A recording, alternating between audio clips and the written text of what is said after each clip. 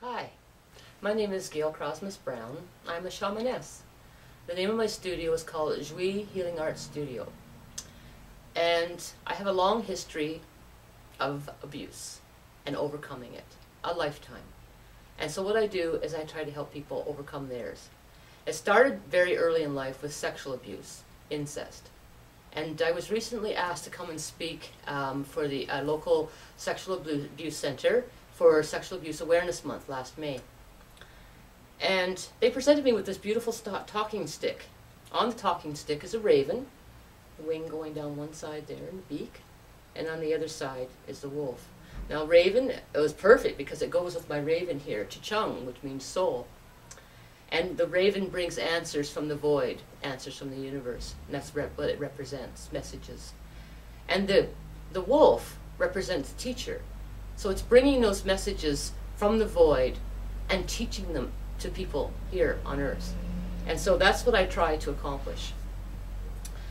Now during this talk, I talked about some of my accomplishments of overcoming the abuse, and some of them were, well, I mentioned in my previous video about the movie made about my life story called Anne's Story, and it was about incest. And then after that, that was in the 70s, early 80s when we did that one. And then it followed up by a short story book called Voices. Now the movie was used in rape crisis centers across Canada to help people to speak out. And then the short stories book was called Voices, and it still can be found in sexual abuse centers across Canada. From there, I had my abuser charged with through the Criminal Injuries Compensation Board and won, and had him placed on the National Sexual Abuse Network. I can't remember the exact name of it. I'm sure you all know. And then after accomplishing these things, my local wellness center where I volunteered at their rape crisis center and nominated me to the Clark Institute for the Courage to Come Back Award.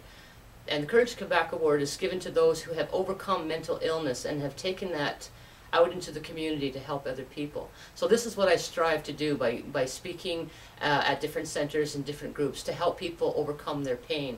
And this one in particular was about sexual abuse. Now one of the questions from the audience was, how did energy healing help you overcome that pain? I did spend several years in the group therapy and psychological healing, and I felt I had gotten a lot of answers, but I didn't have all of the answers. There were some questions I just couldn't answer. And so I had awakened to my energy healing abilities and those friends around me who also were in the same trade, so to speak. And I found myself one evening on a table during a demonstration. And during this demonstration, I was asked to release my pain.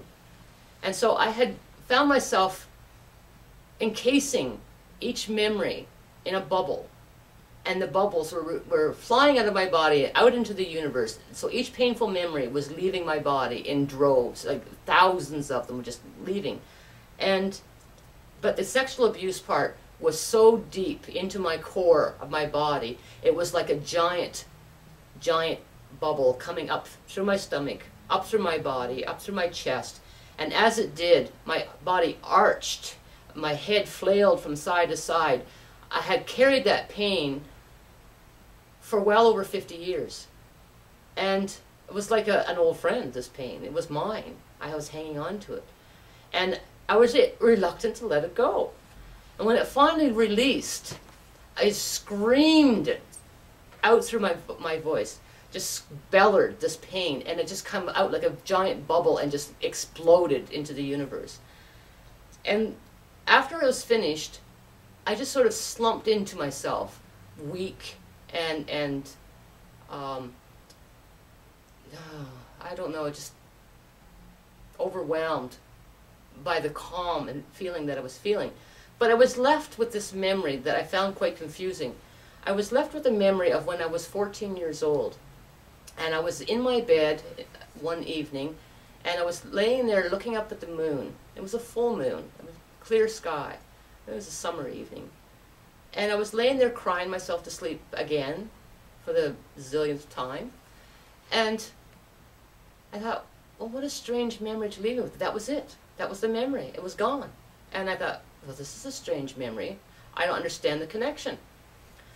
So the next day, while traveling with a friend, I told her about the incident the night before and the memory that I was left with, and my confusion over this particular memory, why it was important.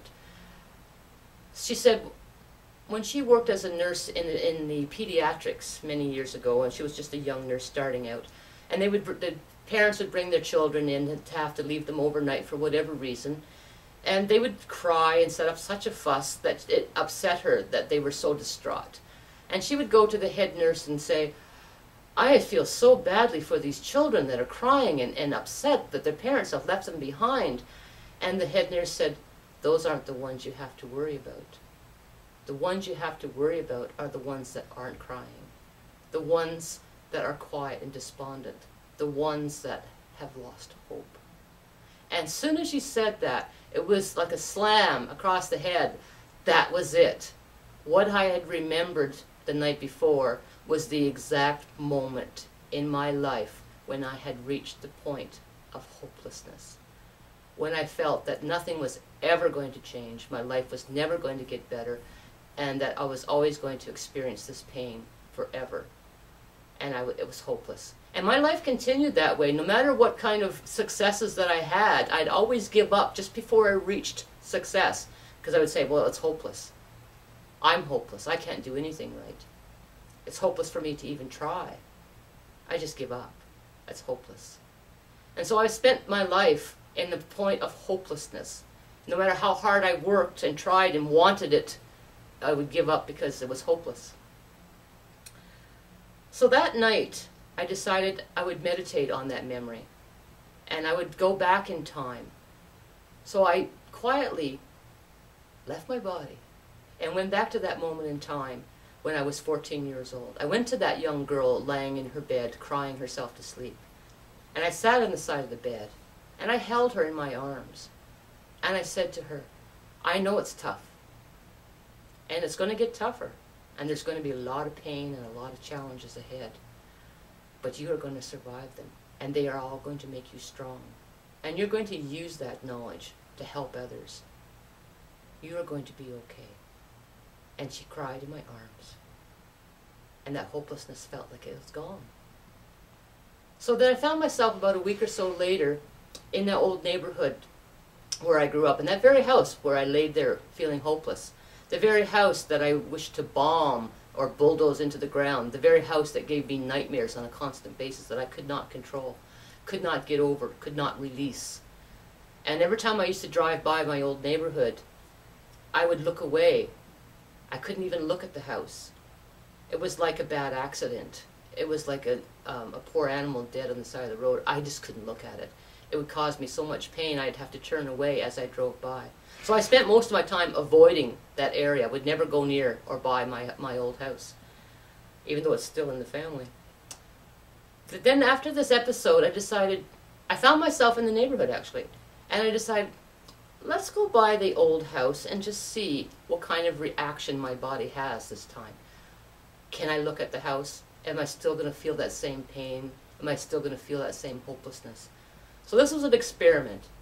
So as I slowed down and drove by it, now I couldn't pull over because it was in the middle of the winter and there were snowbanks built up all over the place, so there was nowhere safe to pull off the road. So I decided I'll just go slow by the house and stare at the house and see what kind of gut reaction that I got from looking at it this time. And as I looked at the house, I didn't see the house anymore. What I seen was beyond the house. The 60-acre backyard that I grew up in. The 60 acres of woods and fields that I enjoyed as a child. I climbed the trees. I ice skated on the pond that would form at the bottom of the hill in the wintertime. I tobogganed down that hill. I learned to drive a tractor in that same field. I learned to drive a car in that same field. My brothers and sisters and I would play hide and seek and tag and taste the wild berries and fruits around the woods. And all of a sudden, I remembered joy. All of a sudden, I remembered there was more than pain in my life. There was joy. And a lot of joy. I was so focused on the darkness and the pain that I could not remember the joy. I was so focused on not being able to heal that I couldn't remember the joy. So once I was able to remember that some of those joyful moments of my childhood, I was able to release that darkness and that pain. I was able to release that hopelessness. I remembered there was hope. And here I am. I am a healer. I help people. I help people a lot. I remember joy. So whenever you're feeling the darkness inside you, overwhelming you, go back to that time. And it may be difficult at first, but try to remember a few happy moments. They might be sporadic, they may be only short moments in your life, but the more you remember, the more you'll remember. And then as that joy comes up into your body, the darkness will dissipate, because joy is light. You shine light on the darkness, there's no more darkness, just light and joy. Remember joy.